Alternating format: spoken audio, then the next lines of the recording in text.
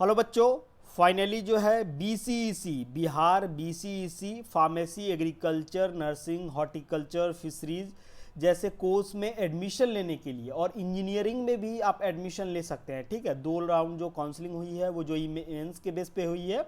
2 round counselling JEE mains के base पे, जिस पे जो सीट बच जाएगा उसमें बीसीईसी वाले जो बच्चे हैं जिनका 12th में मैथ है पीसीएम, ठीक है, फिजिक्स केमिस्ट्री और मैथ वाले बच्चे, वो इंजीनियरिंग में BTech CSC computer science mechanical course में एडमिशन जो है वो ले सकते हैं। ठीक है, जो भी बच्चे अपना रिजल्ट अभी तक नहीं देखे हैं तो डाउनलोड सेक्शन में जाकर के यहाँ पे rank card of BCEC simply यहाँ पे क्लिक करके आप लोग जो है अपना रिजल्ट और रैंक कार्ड जो है वो चेक कर सकते हैं। ठीक है, सीबीए एमबीए एग्रीकल्चर वाले ज्वाइंट वाले बच्चे जिनका मैथ और बायो दोनों था वो ज्वाइंट से चेक करेंगे, और जो पीसीएम या पीसीबी है तो आप चेक कर सकते हैं यहाँ से। ठीक है बच्चों, रैंक कार्ड को आपको बहुत समझना जो है बहुत जरूरी है। इस वीडियो में हम आपको रैंक कार्ड को समझाएंगे, आपको कौन सा कॉलेज मिल सकता है, इसके कट ऑफ के बारे में हम आपको बताएंगे, आपका एडमिशन हो सकता है या कितनी पॉसिबिलिटी है। इस वीडियो को देखने के बाद पूरा जो चीज़ें हैं वो क्लियर हो जाएगी। बहुत सारे ऐसे यूट्यूबर्स हैं जो पिछले साल का ओपनिंग क्लोजिंग रैंक देख करके हवाला दे रहे हैं कि एडमिशन होगा नहीं होगा। ठीक है, तो भैया पिछले साल क्या हुआ है वो ओपनिंग क्लोजिंग रैंक छोड़ दीजिए, पिछले साल किस बच्चे का किस कोर्स में इंटरेस्ट था, क्या था नहीं था, वो इस बार सेम नहीं रहता है।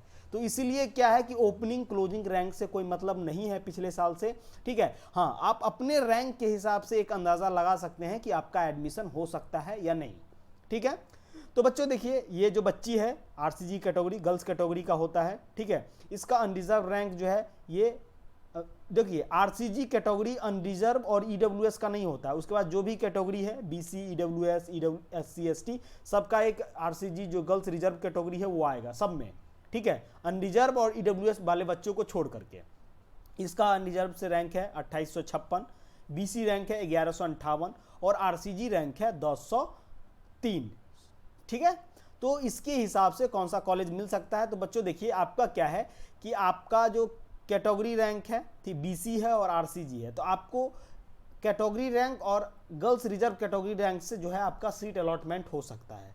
ठीक है, तो हम कट ऑफ के ऊपर आपका आते हैं। ठीक है, कट ऑफ के ऊपर अगर हम आते हैं तो बीएससी नर्सिंग का इस बार जो है 9 कॉलेजेस हो गए हैं, पिछले साल तक 6 कॉलेजेस सिर्फ था, और टोटल जो सीट है इस बार वो 567 है, पिछले साल तक सिर्फ 300 सीट था। अगर हम कट ऑफ की बात करें तो unreserved 1500, SC 200, BC 600, ST 30, EBC 350, RCG 350, EWS 250 और डिसेबल कोटा का 200 रैंक तक एडमिशन हो सकता है। अगर इस रैंक से ऊपर जो मैं रैंक आपको बता रहा हूं, तो एडमिशन के जितना रैंक आप ऊपर रहेंगे उतना चांसेस आपका एडमिशन का होने का कम हो जाएगा। ठीक है बच्चों, ठीक है, अगर बिहार के इंजीनियरिंग कॉलेज में एडमिशन लेना चाहते हैं तो आपका 8000, 10000, 5000 भी रैंक है तो आपका एडमिशन जो है वो हो जाएगा। उसके बाद एग्रीकल्चर इंजीनियरिंग की हम बात करें तो इसमें unreserved 4000, BC 1700, EBC 1100, EWS 700, SC 550, ST 50, RCG 1500, disable quota 120 rank तक आपको एडमिशन की पॉसिबिलिटी है। ठीक है, इसके ऊपर अगर आपका रैंक है तो चांसेस कम हो जाएंगे। बहुत सारा ऐसा काउंसलर है जो आपको 3000 पर बीएससी नर्सिंग दिलवाएगा अभी। ठीक है, वीडियोस आएंगे। ठीक है, तो ऐसे लोगों को चक्कर में नहीं फंसना है, आपको अपना रैंक देख करके इस जो मैं वीडियो में बता रहा हूं उससे मैच कर लेना है कि आपको कौन सा कोर्स मिल सकता है।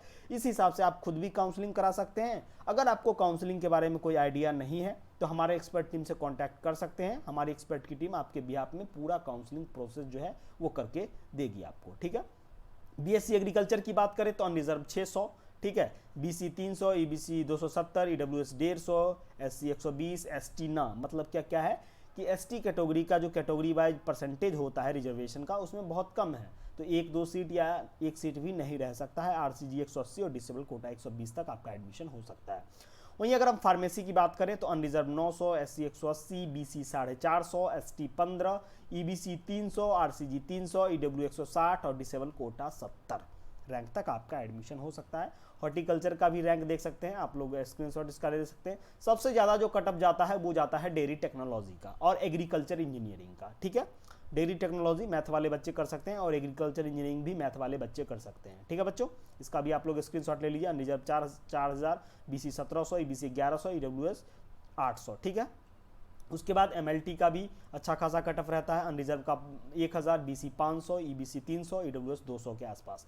फिजियोथेरेपी में सीट कम है, ठीक है। जो बच्चे मेडिकल में जाना चाहते हैं, अगर उनको बीएससी नर्सिंग नहीं मिलता है तो वो फिजियोथेरेपी में आते हैं, इसलिए इसका कटअप हाई जाता है। कॉलेजेस कम है, सीट कम है, इसलिए जो कटअप जो है वो हाई जाता है। अनरिजर्व 350 के आसपास, बीसी 200, ईबीसी 150 और ईडब्ल्यूएस 100 और एससी 70, डिसेबल कोटा 15 और आरसीजी 70 रैंक तक इनका एडमिशन हो सकता है।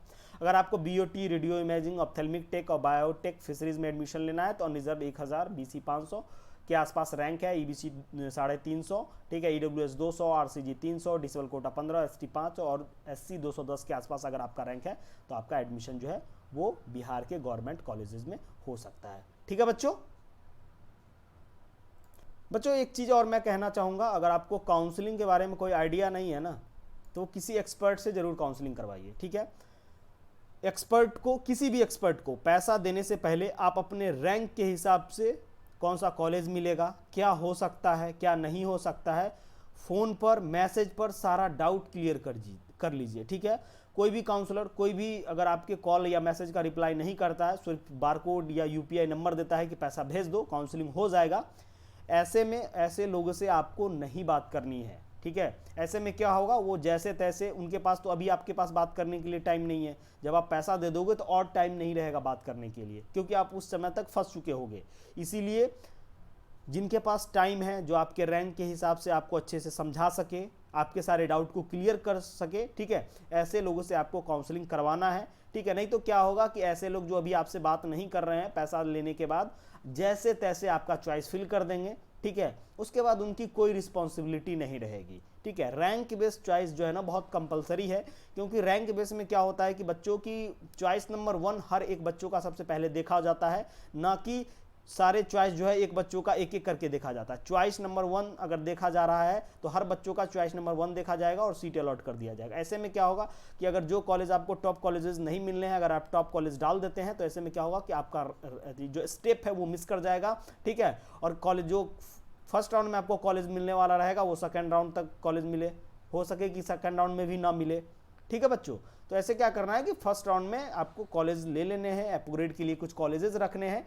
ठीक है, तो जो भी बच्चे हमारे एक्सपर्ट के थ्रू काउंसलिंग कराना चाहते हैं तो कॉल या मैसेज कीजिए। ठीक है, हमारी एक्सपर्ट की टीम पहले डाउट आपके क्लियर करेगी, देन आपको जो है काउंसलिंग के लिए रजिस्टर्ड होना है और काउंसलिंग के थ्रू आपको जो है वो सीट मिलेगा। ठीक है, अगर ज़्यादा रैंक है, कोई भी काउंसलर आपको ये कह रहा है कि हम आपको सीट दिलवा देंगे, तो उनको ये कहिए कि भैया मैं आपको 1000 नहीं 5000 रुपये दूंगा, 200 300 नहीं, ठीक है, 1000 10,000 रुपये आपको दूंगा, आप हमको सीट दिलवा दो पहले।